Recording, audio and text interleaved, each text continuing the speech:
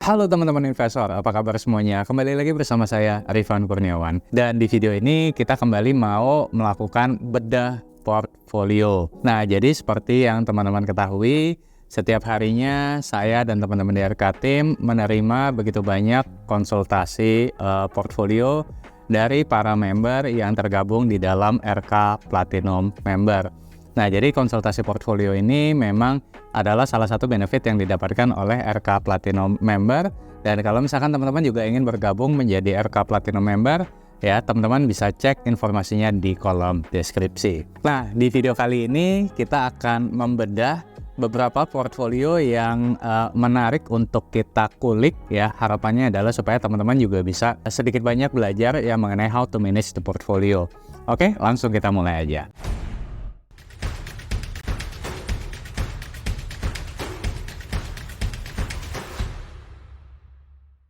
Nah, yang pertama ini adalah portfolio dari Bapak T. Oke, nah yang pertama ini adalah konsultasi dari portfolio Bapak T ya. Portfolionya adalah seperti ini. Oke, untuk portfolio Bapak T ini kalau dari segi pemilihan saham ya, di sini ada yang perlu diperhatikan. Satu, ini ada saham Bina. Nah, saham Bina ini kalau dari segi fundamentalnya ini masih agak meragukan gitu ya. Jadi agak diragukan untuk kekuatan fundamental perusahaannya. Mengingat ini adalah bank digital ya, dimana ini juga masih cukup baru dan muncul saat hype bank digital beberapa tahun ini. Selain itu masih dalam pemilihan sahamnya juga, selain saham Bina tadi, ini saya lihat ya ada saham-saham seperti MNCN dan PNLF yang saya pribadi dan teman-teman di RK Team ini juga kurang rekomendasikan, lebih karena faktor gizi-gizinya. Kemudian untuk pilihan saham lainnya yang juga kita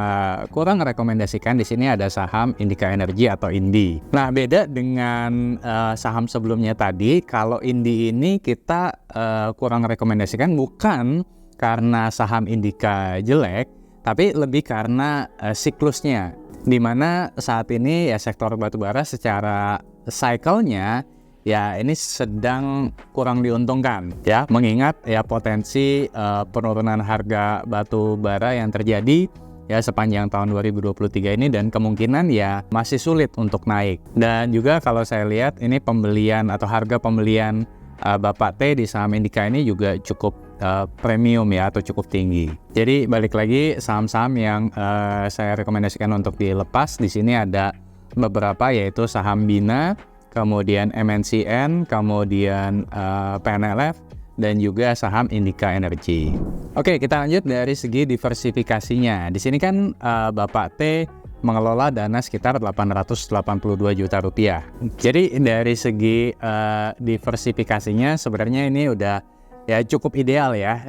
Di sini Bapak T memegang 10 emiten. Nah, cuma catatannya adalah secara alokasi dananya di saham Indika ini menurut kami terlalu oversize ya, terlalu besar sehingga menjadi kurang optimal. Jadi sebenarnya ya karena Indika tadi juga termasuk saham yang kita rekomendasikan untuk tidak dipegang saat ini, ya alangkah lebih baiknya kalau misalkan dilepas. Nah, namun karena loss-nya ini cukup besar ya, maka kembali lagi nih kepada Bapak T, apakah bisa menerima secara emosional loss 40% ini. Jika misalkan Bapak T ya tidak ingin impact psikologisnya terkena gitu ya, kita lebih menganjurkan untuk melakukan downsizing atau pengurangan posisi secara bertahap. Nah, selain itu di sektor perbankan ini juga saya lihat ada overexposure ya, di mana terdapat 4 emiten, di mana selain Bina ada BBCA, BJBR, dan juga BNGA. Nah, kalau saya sendiri menyarankan ya dari 4 emiten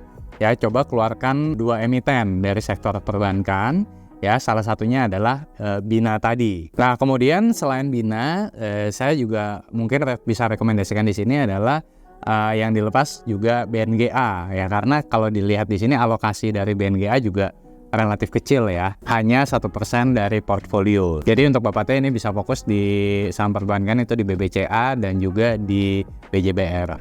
Oke, kita lanjut sekarang dari segi alokasi dananya nih ya.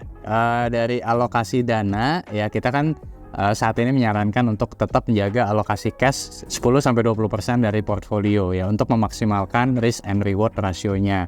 Nah, saat ini alokasi dari Bapak T udah cukup bagus ya karena masih menyisakan sekitar 10% cash, dan karena tadi kan ada beberapa saham yang kita rekomendasikan untuk dilepas ya. Ini ya kita rekomendasikan tetap menjaga posisi cash agar tetap sama. Nah, jadi dana-dana yang dihasilkan dari penjualan saham yang tadi saya jelaskan di awal ini bisa di-switching nih atau dibelikan ke saham lain yang lebih potensial ya, di mana referensinya juga bisa melihat dari Money Investing Plan atau MIP atau Ibu Quarter Outlook ya atau IQO yang RK Team terbitkan. Oke, kita lanjut ke yang kedua. Di sini ada konsultasi portfolio Ibu M dan ini dia portfolionya. Oke, langsung kita bahas sama-sama ya. Nah, jadi pertama dari segi pemilihan sahamnya nih terdapat ya sama kayak yang sebelumnya beberapa saham sektor batubara yang untuk saat ini kita belum bisa rekomendasikan. Ya, di sini Ibu M ada pegang Adaro, kemudian Indika, dan juga ada batubara related yaitu PTRO. Ya, menurut kami ya harga komoditas coal di tahun 2023 ini dalam tren normalisasi dan dalam tren menurun ya, dan kemungkinan besar profitabilitasnya juga akan menurun gitu dibandingkan dengan tahun 2022 lalu. Dan ini juga akan memberikan dampak pada dividen perusahaan.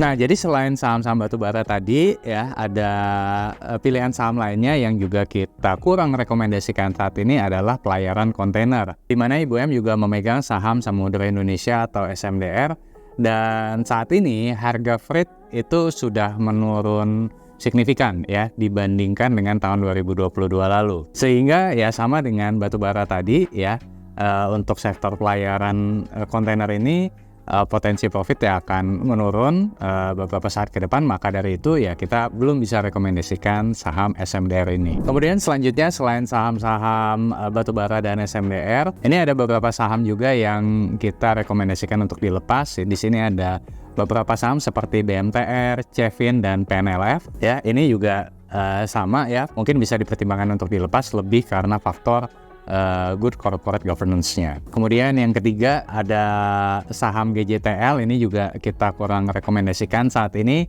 ya karena potensi kinerja yang kurang baik dan juga persediaan yang menurun signifikan. Selain itu, Gajah Tunggal juga memiliki hutang obligasi dalam bentuk USD yang besar, dan profit di tahun 2023 ini lebih didorong dari pendapatan atas selisih kurs, di mana kita tahu bahwa pendapatan dari selisih kurs ini tidak sustainable. Oke, selanjutnya ini untuk saham BNGA.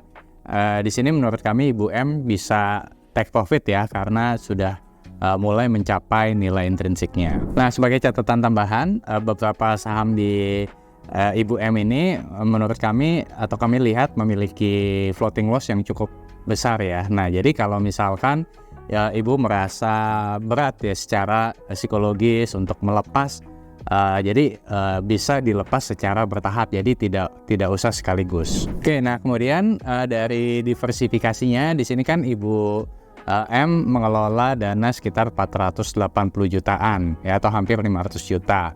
Nah, dan di sini Ibu M memegang 14 saham.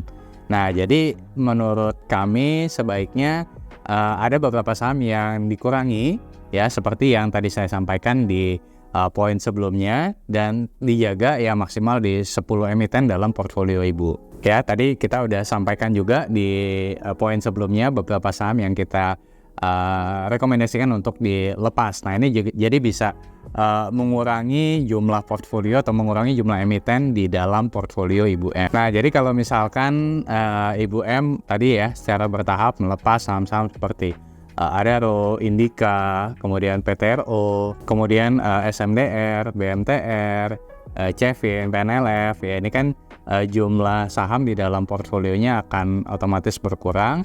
Nah, ini akan membuat portfolio dari Ibu M akan menjadi lebih ramping dan lebih ideal. Kemudian kalau dari segi alokasi dana ini sudah cukup baik ya. Tidak ada satu saham yang alokasi dananya menonjol atau terlalu besar. Ya, kemudian di sini kita lihat juga komposisi antara core stock dan value stock juga ideal. Dan Ibu M juga memiliki cadangan cash ya, ini sekitar 10%-an, jadi masih cukup ideal. Nah, kita lanjut lagi ke konsultasi portfolio yang ketiga. Ini adalah portfolio dari Bapak J, dan ini dia portfolionya. Nah, jadi feedback kami untuk Bapak J ya, dari segi pemilihan saham nih ya, kita melihat ada beberapa saham yang sebenarnya ini perusahaan bagus, cuma dari segi prospeknya saat ini sedang kurang begitu menarik. Dan juga ada beberapa saham yang secara fundamentalnya memang kurang begitu bagus ya, atau sedang tidak bagus atau dalam tren penurunan. Nah, saham-saham tersebut diantaranya adalah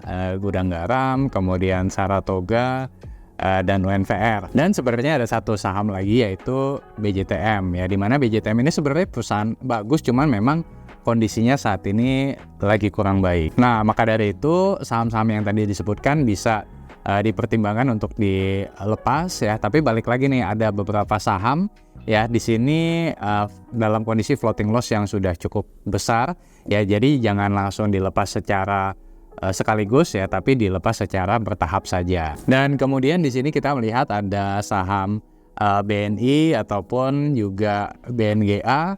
Ya, di sini menurut perhitungan kami sudah berada di fair value-nya atau di nilai intrinsiknya, sehingga untuk BNI dan juga BNGA ini bisa dilakukan take profit juga secara bertahap.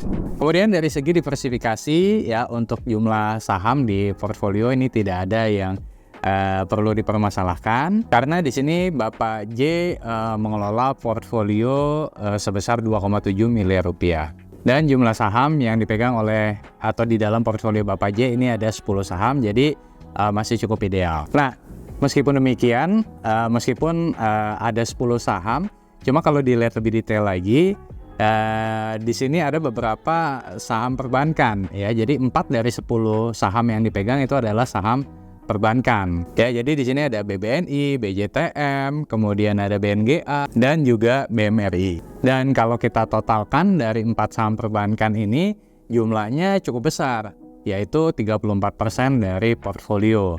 Nah, jadi alangkah lebih baiknya kalau misalkan Bapak J memilih ya maksimal 2 emiten di dalam sektor yang sama. Ya, yang dikhawatirkan adalah kalau misalkan pegangan Bapak J di sini terlalu didominasi oleh sektor perbankan, ya maka pergerakan portfolio ini hanya dipengaruhi oleh saham atau sektor perbankan saja. Kemudian kalau dari segi alokasi dana, di sini kita melihat jumlah posisi cashnya hanya sekitar 6% di dalam portfolio. Ya, sebaiknya tetap jaga ya. Jumlah cashnya ini di kisaran 10-20% saat ini. Jadi Bapak J bisa fokus untuk memperbesar porsi cashnya terlebih dahulu ya. Seperti yang tadi saya sampaikan di poin pertama ya, ada beberapa saham yang bisa dipertimbangkan untuk dilepas atau di take profit. Oke, dan call to actionnya adalah ya pertama tadi pertimbangan ya beberapa saham yang kita sebutkan untuk lepas ya, supaya bisa menambah jumlah cashnya. Kemudian yang kedua ya, pertimbangan untuk menjaga tingkat diversifikasinya juga ya di dalam portfolio ya. Tadi sudah cukup ideal dengan dana 2,7 miliar pegang 10 saham.